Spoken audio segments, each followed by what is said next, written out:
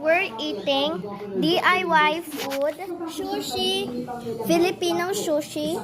We call this Filipino sushi. I think we're the first people in the Philippines that make this.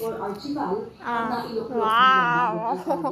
Si dating Cebu City Mayor Tomas Osmeña naman ang nanalong Vice Mayor ng lungsod. Tetrina Domingo, ABS-CBN News. This is our dinner. Wala ko ng utos. Karoon pa may ng utos, guys. Wala, asa man. Nindot na kayo. Guys, awang inside, guys. Law. Biplop po na na. Yes! Namit kayo, guys. Paghimo, guys. Ang lutoon ni mo, scrambled egg.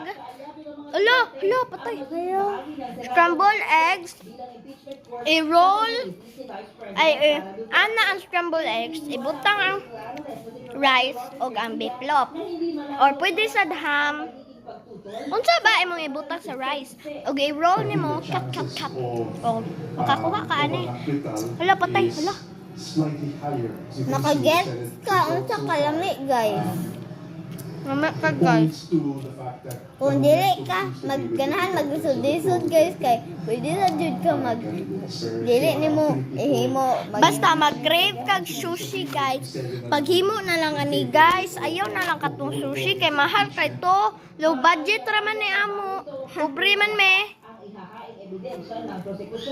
It will matter because if you present the comparing case, no, to the public, not just to the court, as I said, it will be televised.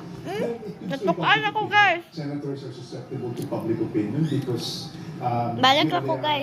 So, nakakuha na ako. Nangunguna naman sa Manila City District Representative Joel Chua sa katunggalin si Apple Neto. Bagamat halos 4,000 boto lang ang kanyang laman. Yatag na ko ang tubig, guys, ha. Ako ang pang-umangkon.